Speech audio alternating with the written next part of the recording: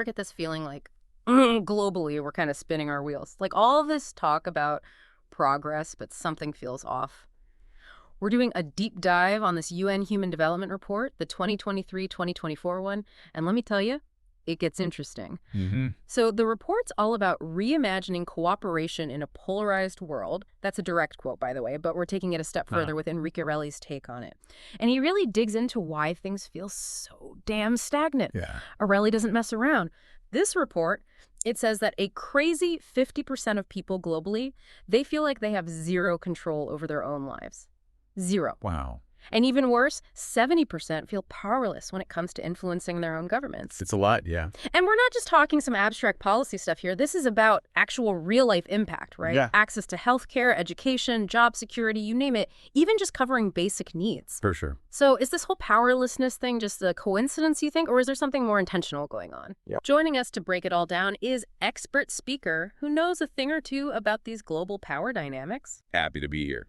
So expert speaker Aurelli, he doesn't seem convinced by easy answers, or those feel-good reports. How does he see this whole global stuck feeling?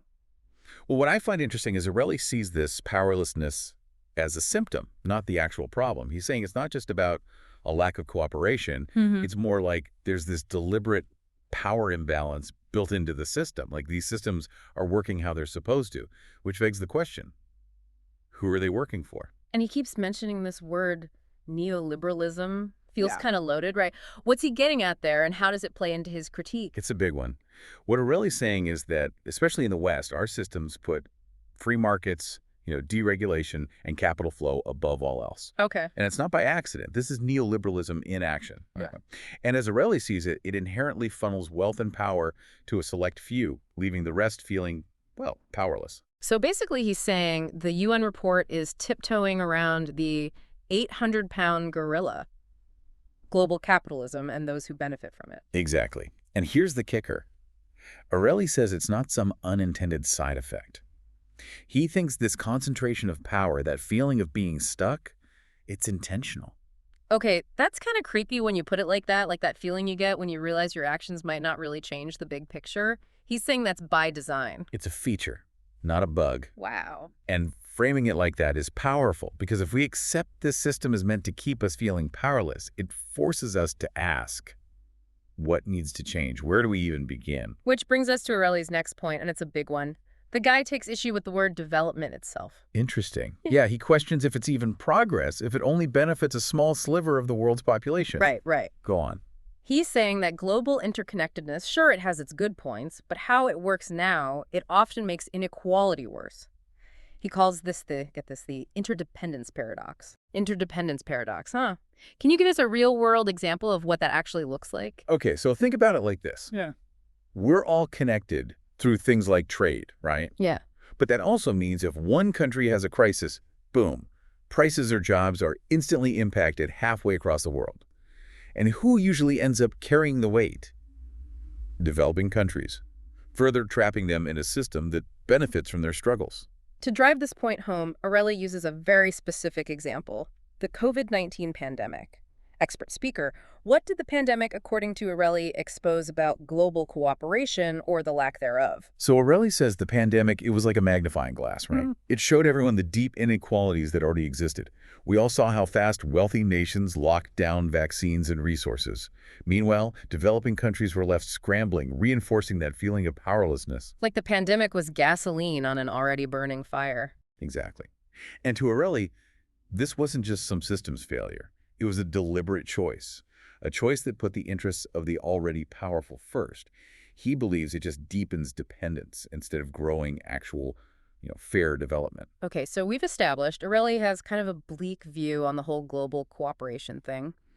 But if this system is built for gridlock on purpose, what's the alternative? What does he think we should actually do about it? That's the million-dollar question. And it's one we'll dig into right after this. Aureli's not really giving us a roadmap here, and that's because he doesn't think they're easy fixes, Remember, he sees this system as intentional. It's not some accident. So just putting a Band-Aid on things isn't going to cut it. Right. He's talking about a complete overhaul, like a fundamental rethinking of how we approach global cooperation and development altogether.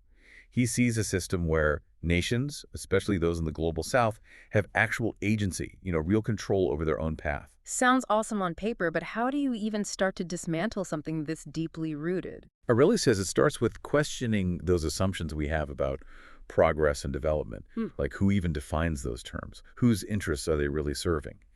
He wants us to challenge that dominant Western framework, and look for solutions outside the usual power structures. He seems really skeptical of terms like public goods, especially the way the UN report uses them. It's like he sees this disconnect between the fancy language and the reality on the ground. Totally.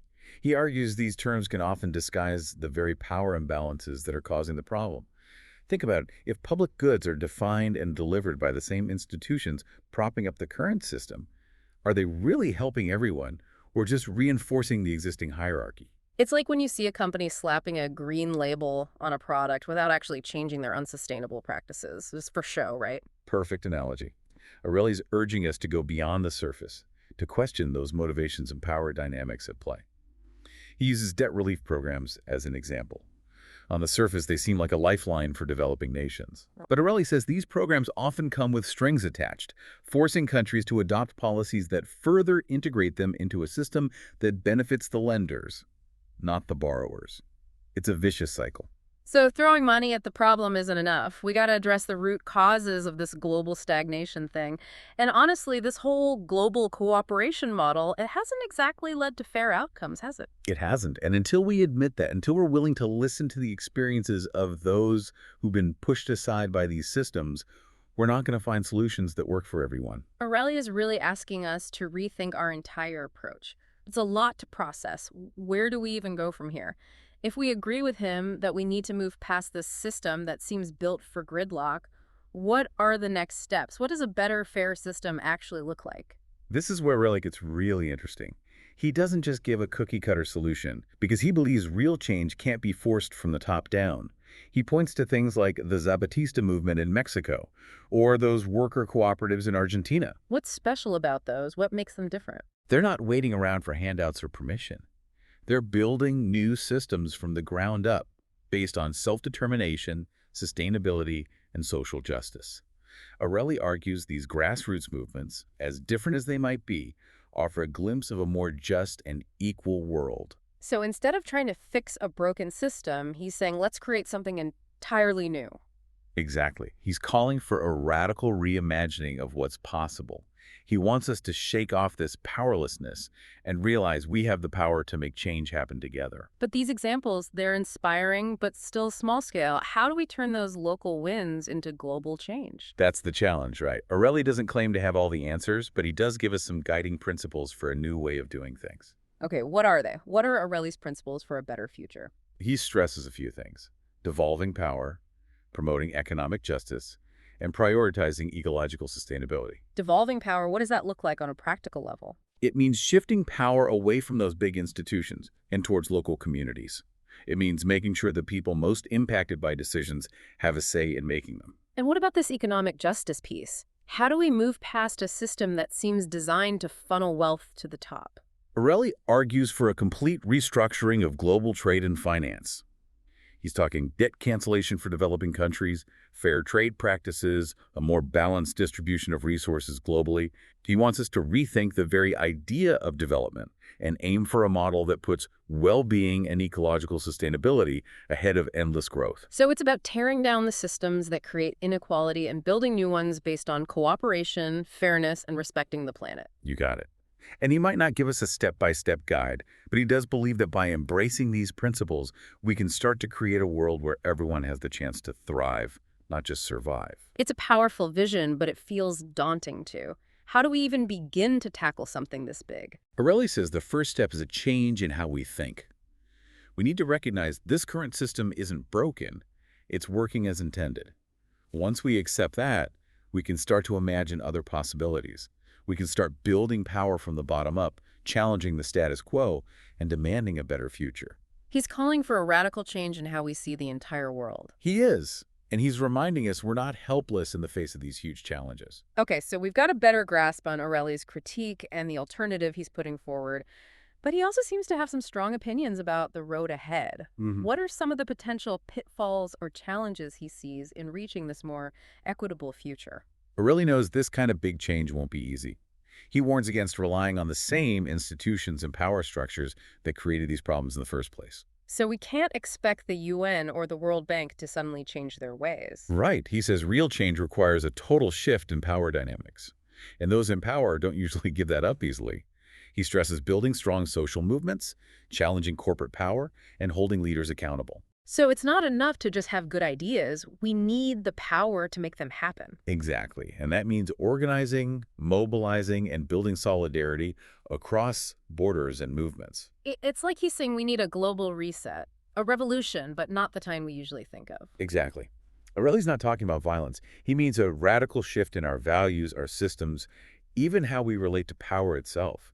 He says real change means dismantling the stories that keep things the same and replacing them with stories about justice, about equality, about sustainability. So how do we start telling those new stories? How do we go from these big ideas to actual things people can do every day? Aureli's big on individual action, but within collective movements. He believes we all have a part to play in fighting injustice and making a better future. Give us some concrete examples. What does that look like? It could be simple things, like changing how we shop, supporting businesses that share our values, or getting involved in local organizing. Or even just learning about these issues, challenging those harmful narratives in our own lives, or using our voices to amplify those on the front lines. So connecting our own actions to a larger movement, realizing that even small acts of resistance can make a difference. Exactly. And it's not just about individual choices. It's about changing the systems that shape those choices. It's about building power together to hold leaders accountable and build a world that works for everyone. This is really making me rethink my own role in all of this. It's easy to feel overwhelmed by how big these global problems are, but Aureli's view, it's sobering, but also empowering. It is, isn't it? Yeah. Because he's reminding us that we're not just watching this happen. We all have the power to create a different future. But it takes critical thinking, challenging the status quo, demanding better from ourselves and our leaders. Aureli has given us a lot to think about today. He's made us face some tough truths about the world and the systems we take for granted, but he's also offered some hope, a reminder that a different world is possible if we're willing to fight for it. That's what's so great about his work.